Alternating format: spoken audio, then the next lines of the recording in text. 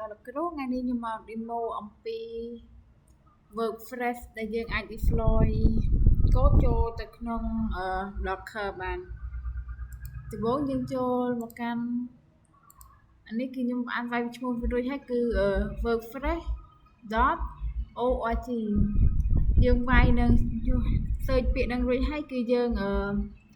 download WordPress នេះមកដល់ពេលដែលយើង download ហើយគឺវានឹងបាន file មកបែបនេះបន្ទាប់ពីដែលយើងបាន file មកចឹងហើយគឺយើងត្រូវ extra វាបន្ទាប់ពីដែលយើង extra វារួចហើយគឺយើងrename ចំពោះកន្លែង rename នេះដែរគឺយើងចង់ដាក់ឈ្មោះអីក៏បានដែរតាមតែយើងចង់ឲ្យចំពោះខ្ញុំដាក់ឈ្មោះថា blog ពេលខ្លះវាអាចនឹងនៅពេលដែលយើងចូលមកគឺវាមានពីរជាន់បែបនេះអញ្ចឹងហើយបើចំពោះវាមានពីរជាន់បែបហ្នឹងគឺយើងអត់អាចទៅសេធ្វើវាកើតទេអញ្ចឹងគឺយើងត្រូវតែមានតែមួយជាន់ឲ្យចំពោះខ្ញុំបានរួចហើយអញ្ចឹងវាមានតែមួយជាន់ទៅគឺខ្ញុំចូលទៅបើកក្នុង VS Code ដើម្បី demo ពីកូដនឹងខ្លះៗផងដែរនេះកូដដែលយើងបានមកពី WordPress ដែលយើង download ហ្នឹងចំពោះ file Docker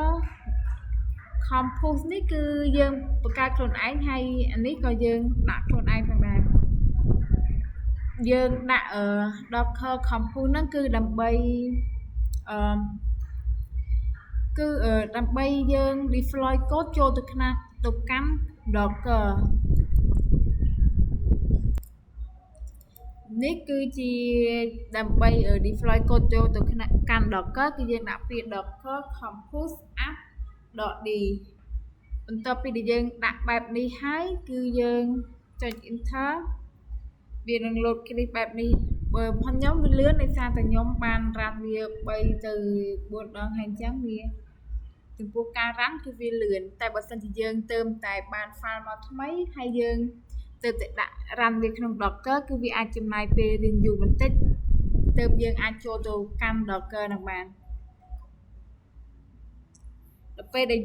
ចេញគ្លីកមកបែបនេះហើយគឺខ្ញុំចូលទៅកាន់ Docker ដែលខ្ញុំបានបើកវាចោលនេះគឺជាខ្ញុំទៅតែ deploy វាចូលគឺបែបនេះ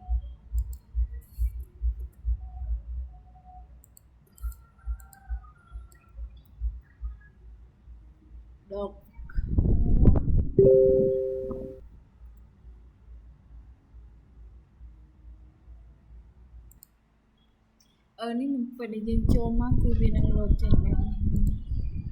យើង log in នេះគឺយើងចូលបែបនេះហើយយើងចុចកន្លែង visit ដើម្បីមើលពី style front end នៅក្នុងនេះវាមានទាំង back end មានទាំង front end គឺយើងចូលមកបែបនេះចំពោះក្នុងនោះខ្លួនឯងក៏យើងអាចធ្វើsim វាបានដែរអញ្ចឹងខ្ញុំសាកដាក់ sim នេះ contact នៅពេលដែលខ្ញុំបើកគឺវានឹងចេញបែបនេះមក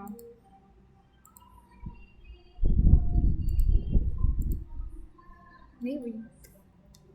គឺជា style ដែលខ្ញុំបានយកពី sim ដែល content មានស្រាប់បើយើងចង់ដូរពណ៌មើលក៏យើងអាច change អីតិចតួច icon rename ឈ្មោះឬក៏ដូរឈ្មោះអីបានថែមទៀតផងដែរនេះ hosting នៅក្នុងនោះមានច្រើនយើងអាចchange អីបានច្រើនយើងអាច add page ថ្មីនេះគឺយើងអាចមាន design មានអីច្រើនដែលយើងអាចធ្វើបានហើយវាមានភាពងាយស្រួលសម្រាប់យើងផងដែរ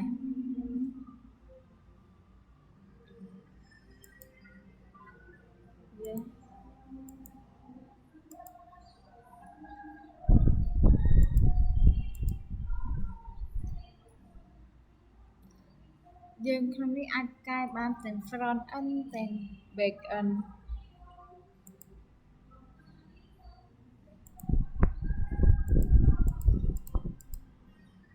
នេះគឺជាចំពោះ front end គឺ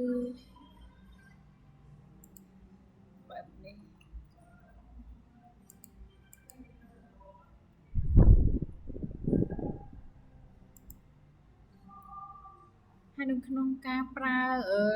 WordPress នេះដែរគឺយើងអាច download បានតែម្ដងហើយយើងប្រើក៏បានតែម្ដងដែរបើសិនជាយើងប្រើវាម្ដងហើយគឺយើងអាចធ្វើឲ្យបានទៀតទេបើយើងអាច download ថ្មីដើម្បីធ្វើ website ថ្មីទៀតបាន download ម្ដងគឺយើងប្រើបានតែម្ដងចំពោះខ្ញុំក៏អស់ត្រឹមប៉ុណ្ណឹងអរគុណដល់លោកគ្រូដែលចំណាយពេលវេលាយ៉ាងមានតម្លៃសម្រាប់ការមើលវីដេអូរបស់ខ្ញុំតាំងពីដើមរហូតដល់ចប់